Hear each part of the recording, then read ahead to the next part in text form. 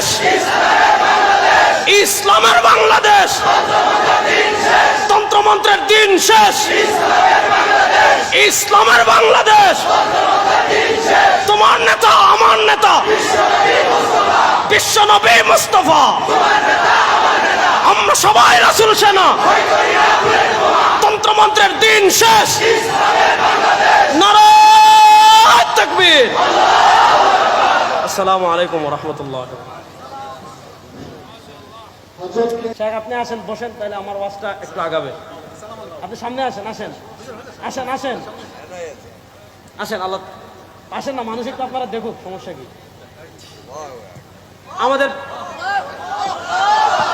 দেখেন এখন খুশি তো, এখন খুশি তো? আমার বড় ভাই চলে আসছেন ইনশাল্লাহ।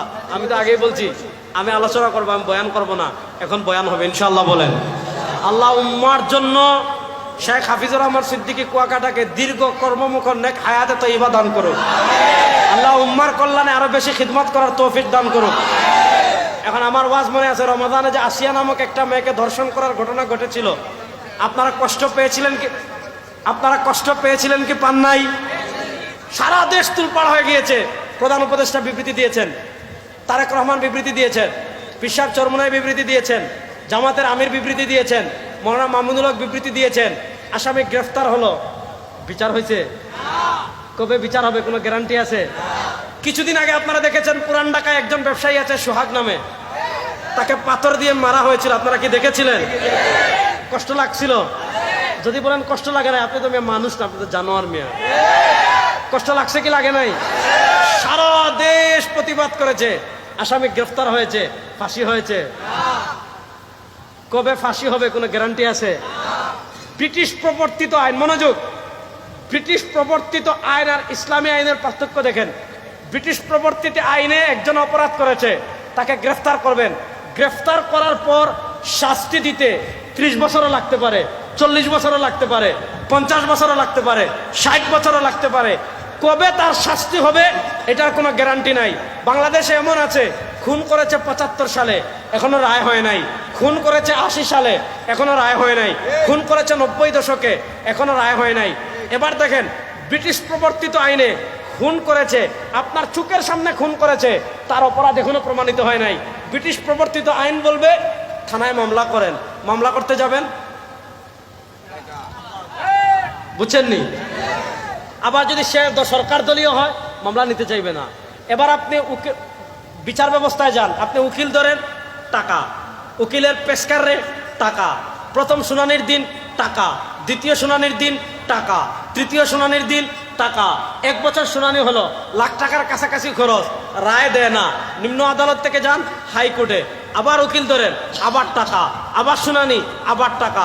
1 বছর যায়, 2 বছর যায়, 3 বছর যায়, 10 বছর যায়, 12 বছর পরে রায় দেয়। রায় দেওয়ার পর আবার সুপ্রিম কোর্টে আপিল, আবার টাকা। বেচারা কই কিরে, বাইরেও হারাইলাম, বাইরে তো আর পাবো না, ছেলে হারাইলাম, ছেলেকে তো আর পাবো না। আর দুনিয়ার স্বাভাবিক নিয়ম ভাই, আপনার কবরে যখন ঘাস উঠে যাবে, আপনার হাড্ডি গুস্ত চর্বি যখন মাটির সাথে মিশে যাবে, আপনার আত্মীয় স্বজন আপনাকে আর মনে রাখবে না। এটাই বাস্তবায়ন, এটাই হলো বাস্তব কথা। এখন মানুষের মায়াও কমে যায় যে ধর বাইরেও হারাইছি, এখন টাকাও হারাচ্ছি, সব কিছু হারাচ্ছি, তখন আর কি করে, আর মামলার খবর নেয় না। এখন যে খুন করেছে সে তো রাজনৈতিক, তার অভিভাবক আছে, তার তো বড় অভিভাবক আছে, তার কালো টাকা আছে, তার পেশি শক্তি আছে, সে দুর্নীতি করে 1000 কোটি টাকা কামিয়েছে, বাস টাকা পয়সা দিয়ে সুর হয়ে ঢুকে ডাকাইত হয়ে বের হয়। এই আইন দিয়ে ইসলাম কি বলে? ইসলাম বলে আজকে সন্ধ্যায় আপনি খুন করেছেন,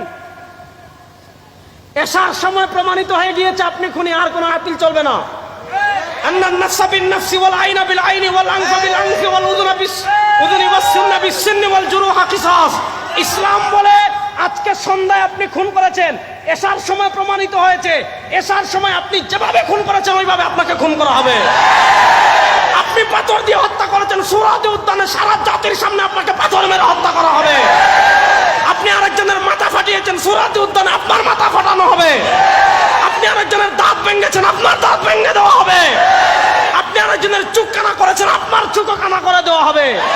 মনে করেন আসিয়ারে যেই লোক দর্শন করেছিল, যদি সুরাতে উদ্যানে ইসলাম বলে বুক পর্যন্ত গর্ত করেন, এরপর পাথর মেরে হত্যা করেন, বলেন সন্ধ্যার মধ্যে যদি তারা হত্যা করা হইতো ওইভাবে, ওই যে পাপিষ্ঠ জানোয়ারেরা আমার ভাই সোহাগকে পাথর মেরে হত্যা করেছিল, তাদেরকে যদি ওই দিন রাত্রে সোহরাওয়ার্দী উদ্যানে জাতির সামনে লাইভ করে পাথর মেরে হত্যা করতো, বাংলাদেশে কোনো বাপের বাচ্চা দ্বিতীয়বার আর খুন করার সাহস করতো? আর আরেকজনের সম্ভ্রমে হাত দেওয়ার সাহস করতো? এই ব্রিটিশ প্রবর্তিত আইন 52 বছর দেখেছেন। এই ব্রিটিশ প্রবর্তিত আইন এই দেশে, আমি সব জায়গায় বলি, ব্রিটিশ প্রবর্তিত আইন দিয়ে মানুষের ন্যায় বিচার করা দূরের কথা মিয়া, পশু পাখির ন্যায় বিচার প্রতিষ্ঠা করা যাবে না। যেই বিচার ব্যবস্থা একজন মানুষকে 17 বছর কারাগারে রাখে, 17 বছর পরে এই যে একজন মানুষ বেকসুর খালাস পায়, 18 বছর পর বেকসুর খালাস পায়, ওই বিচার ব্যবস্থা মানুষের হতে পারে না, কুত্তার বিচার ব্যবস্থা হতে পারে। আপনারা শুধু এই আইনটা করেন যে কেউ যদি বেকসুর খালাস পায় তাহলে তার যাবতীয় দায়ভার বিচারক দিতে হবে, সরকার দিতে হবে, দেখবেন আমাদের বিচার ব্যবস্থা থাকবে না। এজন্য আমার যুবকদেরকে বলবো, ব্রিটিশের বিচার ব্যবস্থা 54 বছর দেখেছেন, খুন বন্ধ হয় নাই, চাঁদাবাজি বন্ধ হয় নাই, টেন্ডারবাজি বন্ধ হয় নাই, দুর্নীতি বন্ধ হয় নাই, ইফটিজিং বন্ধ হয় নাই, ধর্ষণ বন্ধ হয় নাই, মানুষ জানের নিরাপত্তা পায় নাই, মুক্তিযুদ্ধের চেতনা, সাম্য, মানবিক মর্যাদা, সামাজিক সুবিচার প্রতিষ্ঠা পায় নাই। 54 বছর সাতার মাথার ব্রিটিশের আইন দেখেছেন, কোনো পরিবর্তন হয় নাই। এই 2024-এর জুলাই আগস্টের পরবর্তীত বাংলাদেশে আল্লাহর কোরআনের আইন বাস্তবায়ন করার জন্য প্রস্তুত আছেন না?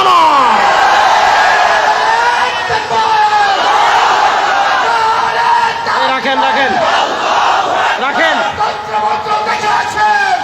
এবার ইসলামের বাংলাদেশ দেখার জন্য প্রস্তুত আছেন তো ইনশাআল্লাহ? একবার আল্লাহর কোরআনের বাংলাদেশ দেখার জন্য প্রস্তুত আছেন তো?